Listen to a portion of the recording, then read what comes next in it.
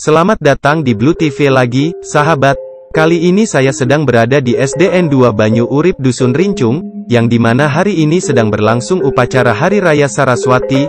SDN 2 Banyu Urip kini dipimpin oleh Bapak I Gede Subawa sebagai Kepala Sekolah, Bapak I Nengah Parka sebagai Guru Agama Hindu, Ibu Nima Desri Kunti sebagai Guru Kelas 1, Bapak I Wayan Sandi sebagai Guru Kelas 2, Bapak I Made Mertawijaya sebagai Guru Kelas 3, Ibu I Nengah Dwi Muniarsiki sebagai Guru Kelas 4, Bapak I Ketut Pertadana sebagai Guru Kelas 5, Bapak I Damade Gede sebagai Guru Kelas 6 dan Guru Olahraga Bapak I Komang Agus Artana.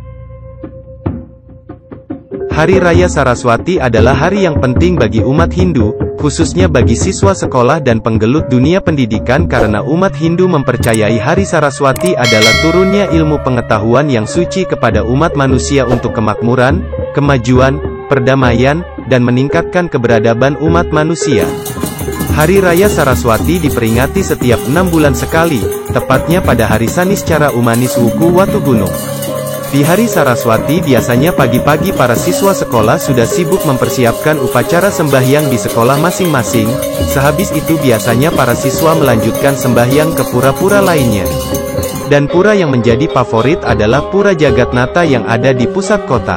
Di sekolah, di pura, di rumah maupun di perkantoran semua buku, lontar, pustaka-pustaka dan alat-alat tulis ditaruh pada suatu tempat untuk diupacarai. Ada mitos pada hari Saraswati tidak diperbolehkan untuk menulis dan membaca loh. Hari Raya Saraswati yaitu Hari Pawedalan Sang Hyang Aji Saraswati, jatuh pada tiap-tiap hari Saniscara Umanis Wuku Watu Gunung. Pada hari itu kita umat Hindu merayakan hari yang penting itu, terutama para pamong dan siswa-siswa khususnya, serta pengabdi-pengabdi ilmu pengetahuan pada umumnya. Dalam legenda digambarkan bahwa Saraswati adalah Dewi istri Brahma. Saraswati adalah Dewi pelindung, pelimpah pengetahuan, kesadaran, widya, dan sastra. Berkat anugerah Dewi Saraswati, kita menjadi manusia yang beradab dan berkebudayaan. Beliau disimbolkan sebagai seorang dewi yang duduk di atas teratai dengan berwahanakan seekor angsa, hamsa, atau seekor merak, berlengan 4 dengan membawa sitar, pena dan ganatri di kedua tangan kanan. Tangan kiri membawa pustaka, kitab dan tangan kiri satunya ikut memainkan gitar membawa sitar, pena, dan ganatri di kedua tangan kanan.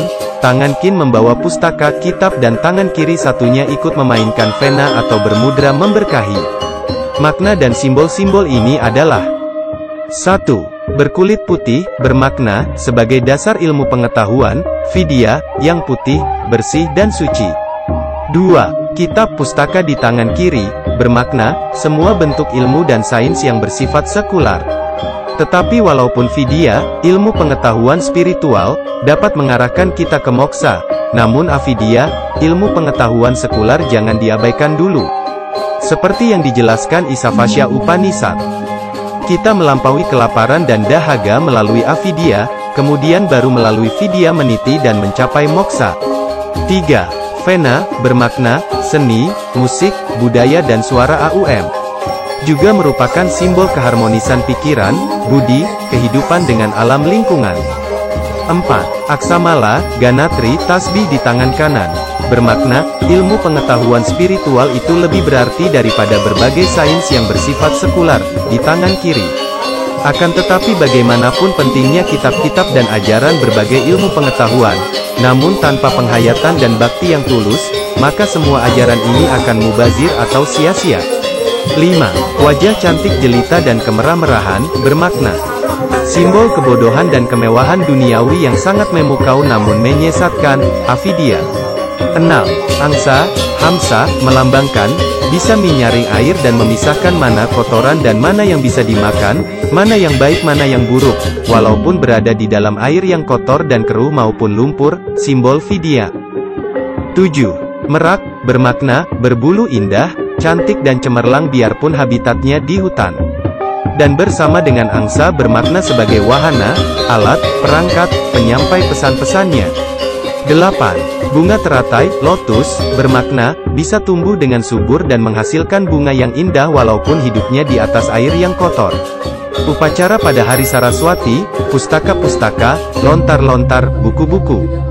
dan alat-alat tulis-menulis yang mengandung ajaran atau berguna untuk ajaran-ajaran agama, kesusilaan dan sebagainya, dibersihkan, dikumpulkan dan diatur pada suatu tempat, di pura, di pemerajan atau di dalam bilik untuk diupacarai. Jadi makna pemujaan Dewi Saraswati adalah memuja dan bersyukur kepada Tuhan Yang Maha Esa dengan memfokuskan pada aspek Dewi Saraswati, simbol Vidya, atas karunia ilmu pengetahuan yang dikaruniakan kepada kita semua, sehingga akan terbebas dan avidyam, kebodohan, agar dibimbing menuju ke kedamaian yang abadi dan pencerahan sempurna.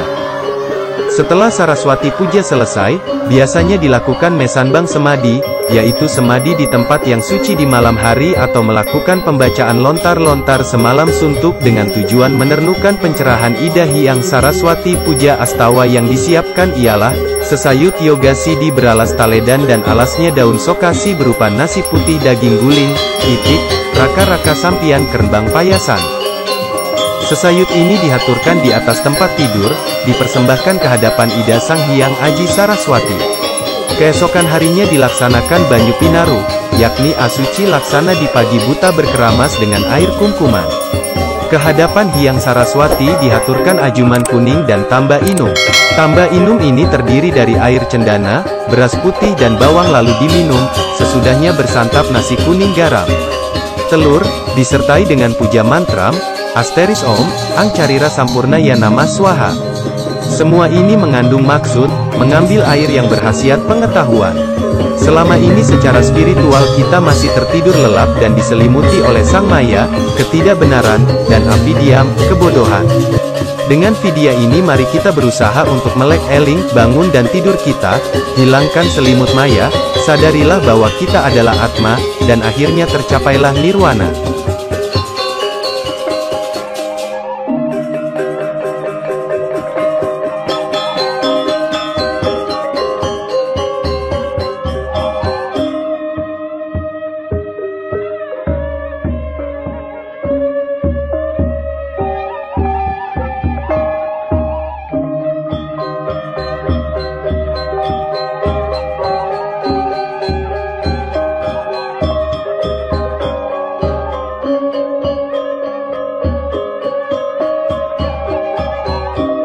Terima kasih telah menonton Blue TV, jangan lupa bantu like, subscribe dan bagikan ke media sosial kalian agar channel ini dapat berkembang untuk memberikan informasi yang positif.